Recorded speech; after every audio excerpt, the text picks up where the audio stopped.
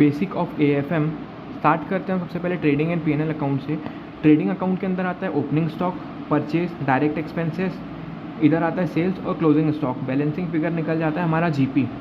मान के चलो मैंने 10 यूनिट्स बनाया, 10 यूनिट्स बनाने में जो भी खर्चा लगा वो यहाँ लिखा, जो भी परचेस किया वो लिखा, ओपनिंग स्टॉक जो पड़ा हुआ था वो लिख दिया। मान के चलो मेरी 8 यूनिट बिक गई, 2 यूनिट बची हुई है, उन 2 यूनिट को मैं क्या बोलूँगा, क्लोजिंग स्टॉक, उसको शो करूँगा यहाँ पे कॉस्ट पे। और अगर मैंने दोनों को माइनस कर दिया, ये 10 यूनिट और 2 यूनिट, तो आता है 8 यूनिट। 8 यूनिट में बनाने में जो भी खर्चा लगा है वो आ जाएगा मेरा, जिसको अपन बोलते हैं कॉस्ट ऑफ गुड्स सोल्ड। मैंने इसको अगर इससे माइनस कर दिया तो जो गुड्स बिक चुके हैं उनकी लागत कितनी थी वो पता चल गया मेरे को इससे। अब आते हैं पीएनएल में। पीएनएल में क्या आया, जो भी इनडायरेक्ट खर्चे होते हैं, टू एडमिन का खर्चा, to selling and distribution, to interest का खर्चा, टू टैक्स का खर्चा। अब जो एडमिन और एसएनडी का खर्चा होता है इसको अपन बोलते हैं ऑपरेटिंग एक्सपेंस। इस ऑपरेटिंग एक्सपेंस के अंदर इंटरेस्ट और टैक्स का खर्चा नहीं आता है। ये ऑपरेटिंग एक्सपेंस नहीं है, ये ईबीआईटी के बाद माइनस होते हैं, जो कि हम इनकम स्टेटमेंट में समझ लेंगे। और अगर सीओजीएस और ऑपरेटिंग एक्सपेंसेस को हमने ऐड कर दिए तो वो बनती है ऑपरेटिंग कॉस्ट। अब आते हैं अपन इनकम स्टेटमेंट में, सेम एज इंटर है। सबसे पहले अपन ने लिखे सेल्स, माइनस किए बीसी तो आता है हमारे पास कंट्रीब्यूशन, उससे माइनस किए फिक्स्ड कॉस्ट तो होता है earning before interest and tax.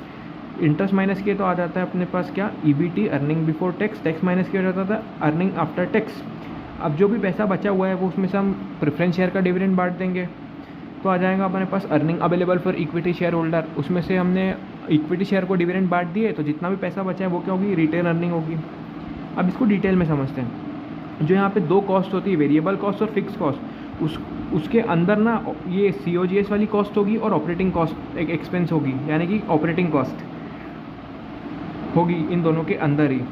अब यहाँ पे इंटरेस्ट और टैक्स का खर्चा जो है ना बाद में माइनस होगा नीचे। कैसे, हमने सेल्स में से बीसी माइनस किए, कॉन्ट्री आया, एफसी माइनस किए, ईबीआईटी आया। ईबीआईटी के दूसरे नाम होते हैं PBIT, earning before interest and tax, profit before interest and tax.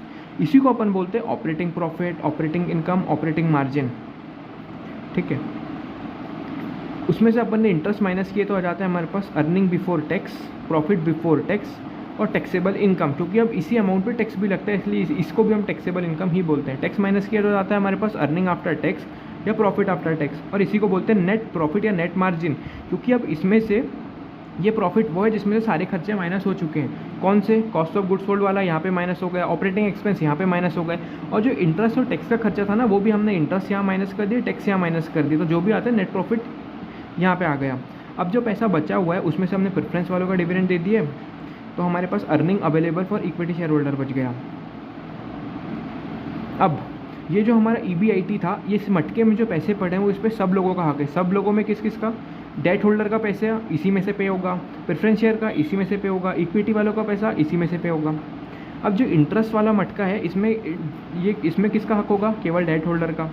Interest minus कर दिया मैंने, ईबीटी आया, टैक्स माइनस कर दिया, ईएटी आया। अब जो मटका बटा हुआ है इसमें हक होगा केवल शेयर होल्डर का, किसका, प्रेफरेंस का और इक्विटी वालों का। अगर मैंने इस मटके में से प्रेफरेंस शेयर का डिविडेंड दे दिया तो अब इसमें ईएई वाले मटके में किसका हक होगा, केवल इक्विटी शेयर होल्डर्स का। अब हो सकता है क्वेश्चन मैंने डाटा थोड़ा घुमा के दिया हो। कैसे दिया हो सकता है, हमको सीओजीएस और ऑपरेटिंग एक्सपेंस दिया होगा क्वेश्चन में, तो हम कैसे सॉल्व करेंगे। सेल्स में अगर हमने सीओजीएस माइनस किए तो आता है हमारे पास जीपी। अब ग्रॉस प्रॉफिट में से हमने ऑपरेटिंग एक्सपेंस माइनस किए तो हमारे पास हो जाता है operating profit, operating income, operating margin. अब अपन आते हैं कुछ फॉर्मूलेज के बारे में पढ़ने में। उसके पहले एक और चीज़, ये जो हम डिविडेंड बांटते हैं इक्विटी शेयर होल्डर को, उसको बोलते हैं अपन डिस्ट्रीब्यूटेड प्रॉफिट, और जो पैसा बचा लेते हैं रिटेन अर्निंग उसको बोलते हैं अपन अनडिस्ट्रीब्यूटेड प्रॉफिट। जहाँ भी एफएम में यील्ड आता है, यील्ड मतलब होता है रिटर्न, यील्ड मतलब होता है रिटर्न, यील्ड मतलब होता है कितना रिटर्न। अब आते हैं फॉर्मूलेज में। EPS, earning per share. Earning कितनी है, एक शेयर की। कौन से शेयर की बात कर रहा है, ये इक्विटी शेयर की बात कर रहा है। देखो ये earning available for equity share था, ये जो मटका था इसमें सारा का सारा पैसा किसके लिए था, इक्विटी शेयर होल्डर्स के लिए था। तो अगर मैं इसको डिवाइड कर दूं number of equity share holders है तो आ जाएगा मेरे पास कि एक इक्विटी शेयर होल्डर को, यानी कि एक शेयर को कितना पैसा मिल जाएगा, कितनी अर्निंग हो जाएंगी। अब अर्निंग मतलब क्या, इससे इंटरप्रेट मत करना कि कंपनी जो डिविडेंड दे रही वो अर्निंग होती है, नहीं, ऐसा नहीं होता है। ये पूरा का पूरा पैसा जो मटका है इसमें इक्विटी शेयर होल्डर के लिए ही पैसा है। हो सकता है कि कंपनी उसमें से कुछ डिविडेंड दे दे और कुछ रिटेन अर्निंग में कंपनी अपने पास रख ले। अब रिटेन अर्निंग का रिजर्व एंड सरप्लस में दिखता है, इसमें भी हक किसका होता है, इक्विटी शेयर होल्डर का ही होता है। तो अर्निंग पर शेयर कैसे निकालते हैं अपन, जो भी फंड पड़ा हुआ है इक्विटी शेयर होल्डर के लिए उसको डिवाइड कर देते हैं नंबर ऑफ इक्विटी शेयर से, तो आ जाता है हमारे पास अर्निंग पर शेयर। अब हो सकता है कि क्वेश्चन में प्रेफरेंस शेयर ना हो, अगर प्रेफरेंस शेयर नहीं है तो प्रेफरेंस शेयर का डिविडेंड भी हमको नहीं देना पड़ेगा, मतलब EAT ही EAE हो जाएगा हमारा। तो हम क्या करेंगे, EAT divided by number of equity shares. अब अपन आते हैं डिविडेंड परसेंटेज पे। मान के चलो कंपनी ने मेरे को अनाउंस करी कि मैं तुमको 10% डिविडेंड देने वाली हूँ, डिविडेंड परसेंट। तो ये डिविडेंड परसेंट किसका होता है कि हमेशा फेस वैल्यू क्या होता है। अगर रिलायंस ने अनाउंस की कि भैया मैं 10% डिविडेंड दूंगी, मार्केट में रिलायंस का शेयर ट्रेड हो रहा है 1500 पे, तो 10% के हिसाब से 150 रुपये होता है। ऐसा नहीं होगा, वो मार्केट वैल्यू पे डिविडेंड नहीं देती है, वो फेस वैल्यू पे देती है। उसकी फेस वैल्यू 10 रुपये, तो 10% के हिसाब से 1 रुपये डिविडेंड देंगी वो। तो डिविडेंड हमेशा किससे मिलता है, फेस वैल्यू पे। तो फॉर्मूला क्या होगा डिविडेंड परसेंट का, dividend per share divided by face value पर शेयर। अब डिविडेंड यील्ड, मैंने कंपनी का रिलायंस का शेयर खरीदा, अब मेरे को निकालना है कि भाई डिविडेंड यील्ड यानी कि रिटर्न, मेरे को रिटर्न कितना आया। तो जितना डिविडेंड पे किया एक शेयर पे, DPS divided by MPS, market price पर शेयर।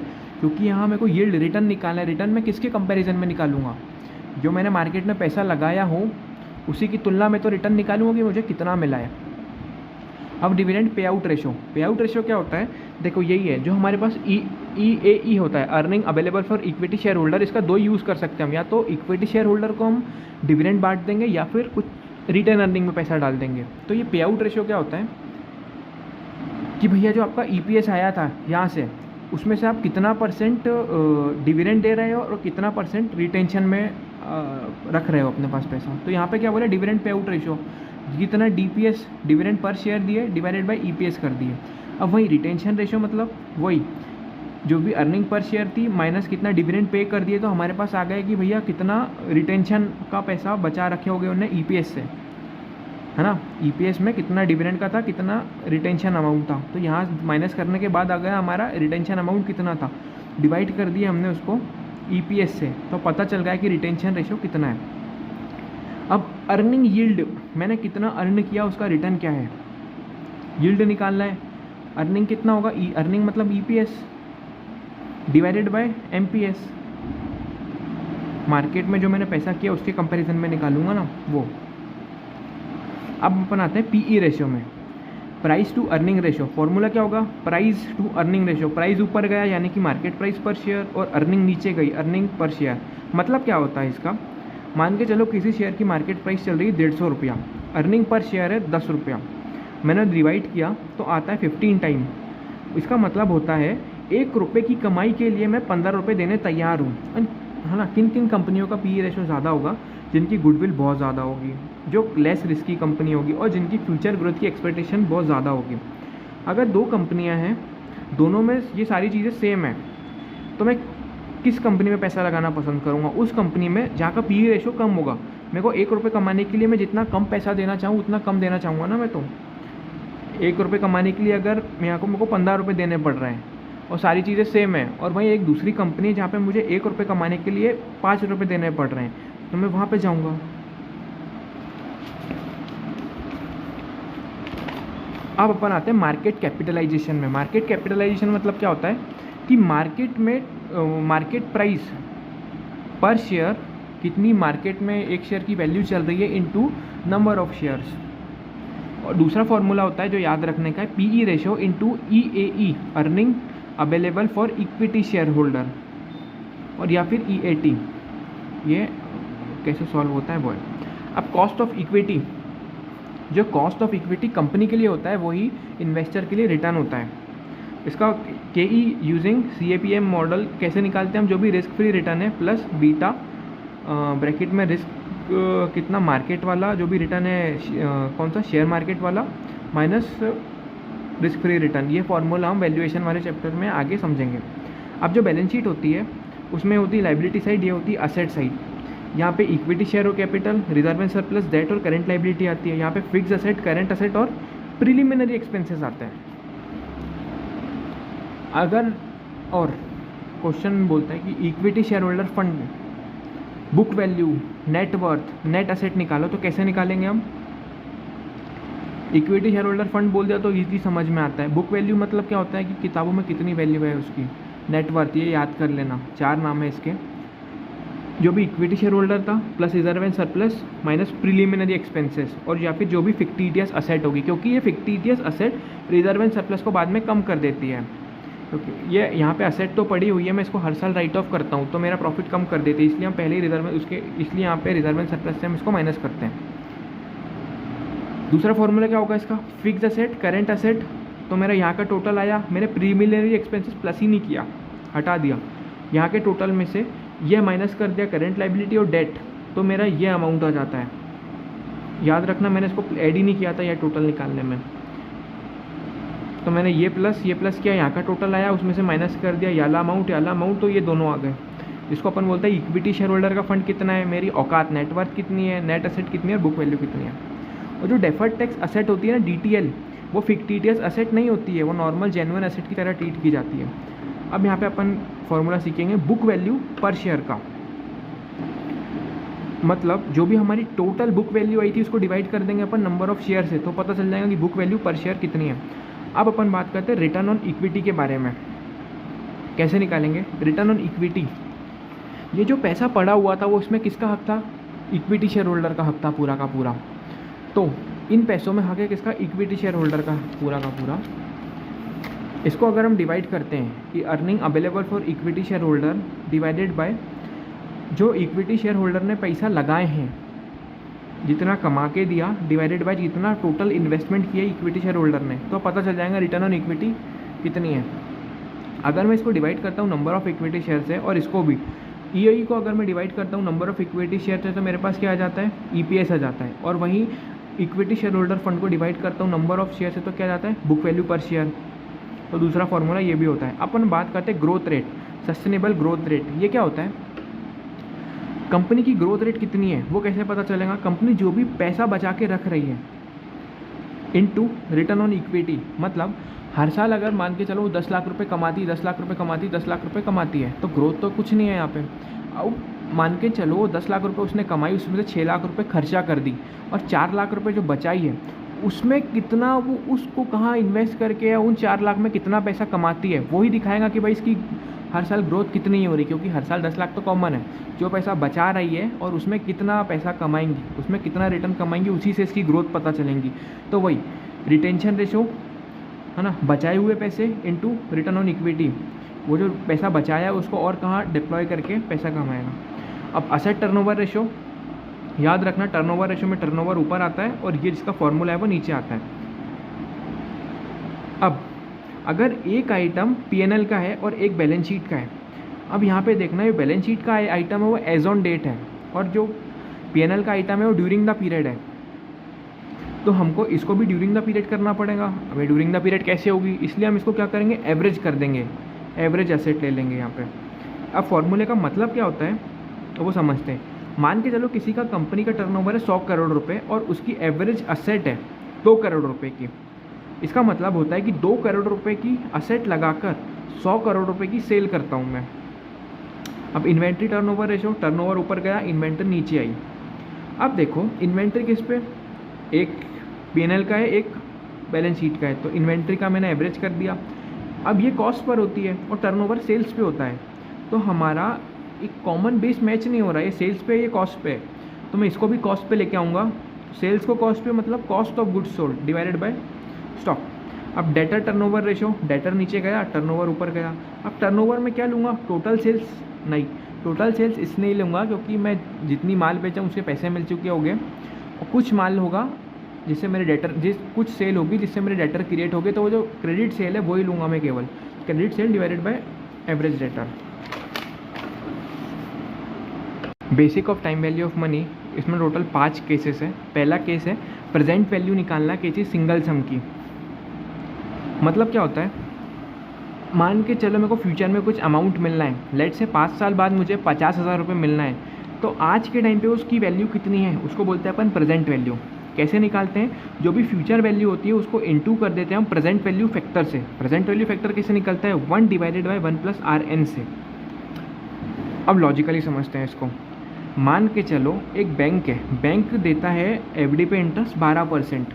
मैं बोल रहा हूँ बैंक मुझे 1 साल बाद 1 रुपये चाहिए है, तो मुझे आज कितने रुपए जमा करवाने पड़ेंगे 0 टाइम पे।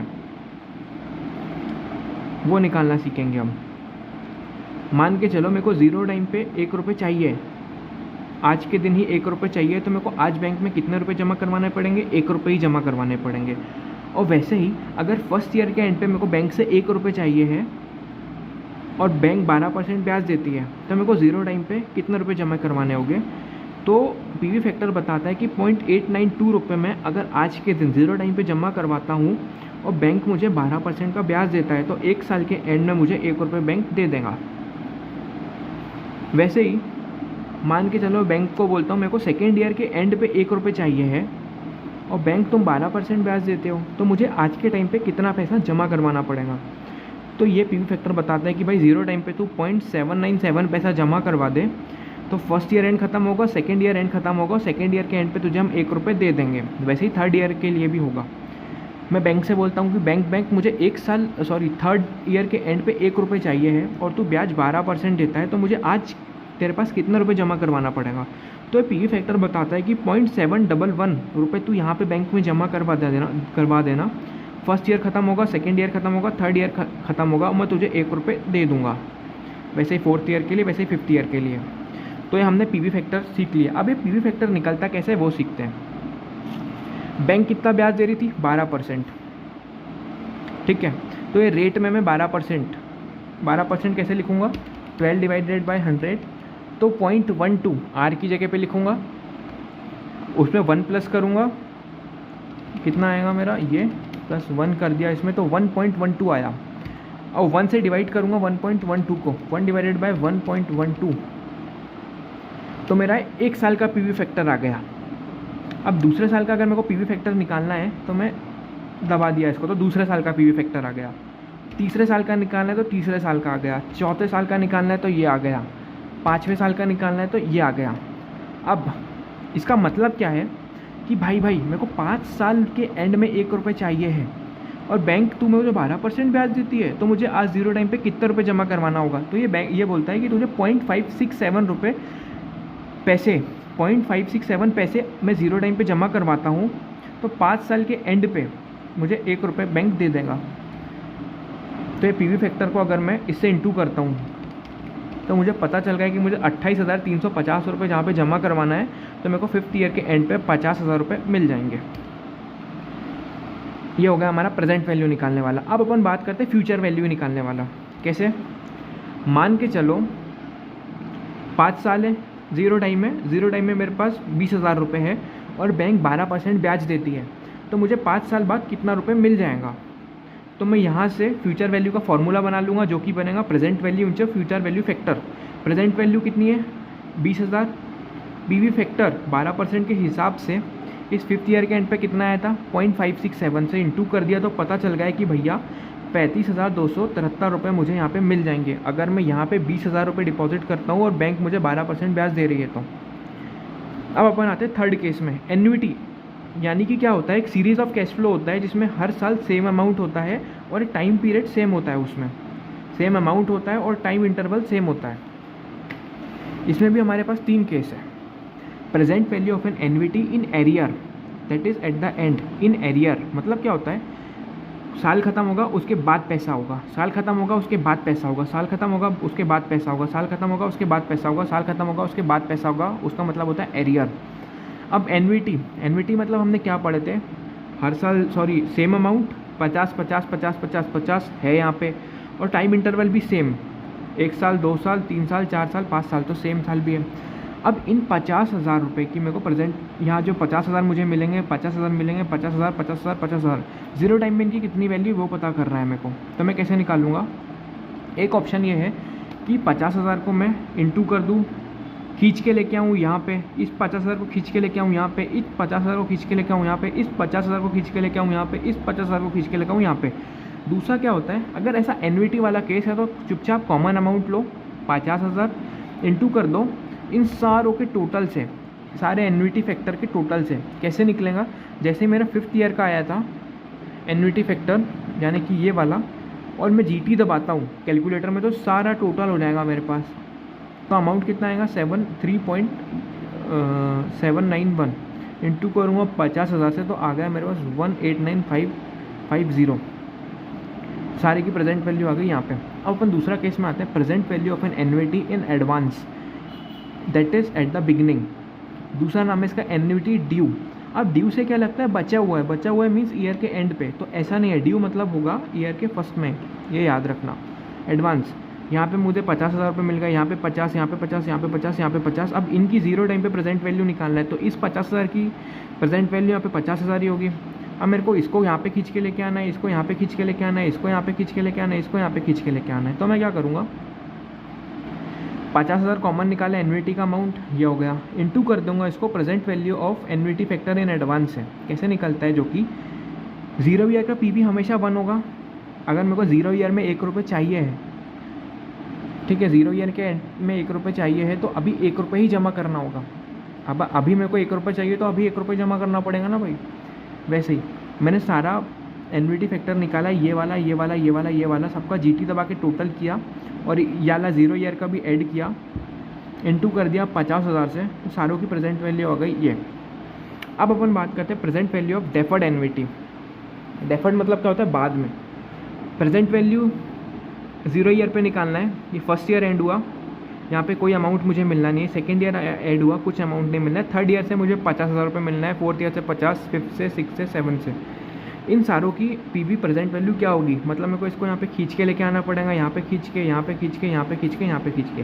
तो मैंने एन्युइटी वाला 50,000 रुपये कॉमन लिया, इनटू कर दिया इसको present value of deferred annuity factor से। ये कैसे निकलेगा, मैंने यहाँ के एन्युइटी फैक्टर को स्किप किया, यहाँ के एन्युइटी फैक्टर को स्किप किया और बचे वाले यहाँ के एन्युइटी फैक्टर का जीटी कर लिया और इनटू कर दिया 50,000 से, तो सारे अमाउंट खींच के आ गए यहाँ पे।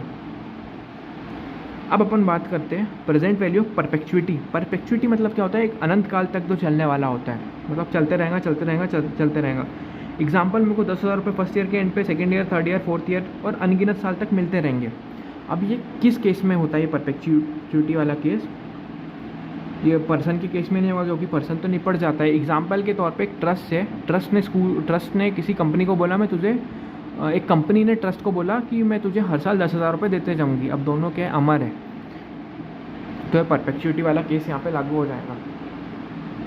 हर साल 10,000 रुपये देने वाला है कंपनी ट्रस्ट को। तो आज के टाइम पे उन 10,000 की वैल्यू क्या है, मैंने बोला कि ट्रस्ट ने बोला कि एक कंपनी एक काम करो, तो मुझे इकट्ठा लमसम अमाउंट अभी पे कर दो। तो कितना पे करेगा, तो 10,000 को डिवाइड कर दूंगा रेट से, तो पता चल जाएगा मेरे को 1 लाख आया। अब इसका मतलब क्या होता है, अगर मैं 1 लाख रुपए की एफडी कराता हूँ 10% से, तो मुझे हर साल के एंड में ब्याज मिल जाएगा 10%, जो कि आएगा 10,000, फिर यहाँ पे 10,000, फिर यहाँ पे 10,000, तो पता चल जाएगा, हो गया मेरे को यहाँ की प्रेजेंट वैल्यू। अब दूसरा केस होता है इसमें present value of growing perpetuity. हर साल जो अमाउंट मिल रहा है वो थोड़ा थोड़ा बढ़ते जाएगा, बढ़ते जाएगा, बढ़ते जाएगा, बढ़ते जाएगा। तो इसकी प्रेजेंट वैल्यू कैसे निकालते हैं, जो भी हमारा A1 होता है, ये A0 मत लेना, A1 जो फर्स्ट ईयर के एंड में मिलना है, उसको मैं डिवाइड कर दूंगा किससे, जो भी रेट था as it is formula, minus कर दूंगा growth rate, as it is formula है, याद रखना। फर्स्ट ईयर के एंड का अमाउंट लेते हैं हम दोनों जगह पे, रेट से डिवाइड करते हैं दोनों जगह पे, बस माइनस इस केस में ग्रोथ रेट को माइनस कर देंगे। Let's take an example, rate है मेरा 10% का। 0 ईयर पे अगर मान के चलो उस कंपनी ने ट्रस्ट को आज ही के दिन 10,000 रुपये दे दी, फर्स्ट ईयर के एंड पे 6% की ग्रोथ करके दे रही वो हर साल, 10,600 दे दी, सेकेंड ईयर के एंड में 6% ग्रोथ करके 11,236 रुपये दे दी। अब इन सब की मेरे को पीवी करना है, ये तो ऑलरेडी अपनी प्रेजेंट वैल्यू पे ही है, तो मेरे को इन सारे को खींच के लेके आना है। अब एफएम में ये याद रखना, एफएम के हर फॉर्मूले में प्रेजेंट वैल्यू 0 ईयर की ही निकलती है। इन सबको खींच के लेके आऊँगा मैं 0 ईयर पे, पर उस प्रेजेंट वैल्यू में जो अमाउंट इंक्लूड होते हैं वो फर्स्ट ईयर से लगाकर आगे के इंक्लूड होते हैं, यानी कि फर्स्ट ईयर के एंड से आगे के अमाउंट इंक्लूड होते हैं, यानी कि 0 ईयर का अमाउंट इंक्लूड नहीं होता है। समझ गया, क्योंकि मैं इन सबको खींच के लेके आ रहा हूँ इस 0 वाले पॉइंट पे, तो ये 0 वाला पॉइंट उसमें इंक्लूड नहीं है। तो अगर मेरे को इनका पीवी निकालना है, तो मैंने A1 उठाया, यहाँ से डिवाइड किया उसको रेट से, यानी कि 10, और इस 10 में से 6 माइनस किया। अब ये याद रखना 10% माइनस 6% मत करना। हम यहाँ पे 10 को कैसे लिखेंगे, 10 डिवाइडेड बाई 100, तो 0.1 और 6 को कैसा लिखेंगे, 6% था ना, ये 0.006, इसमें से माइनस किया मैंने 0.1, तो ये इतना आता है। तो पता चल जाएगा कि भाई ये जो ग्रोइंग परपेचुइटी है इसकी सबकी प्रेजेंट वैल्यू आज के दिन कितनी है, वो आ गई 2,65,000 रुपये। यहाँ पे हमारा बेसिक कंप्लीट हो गया।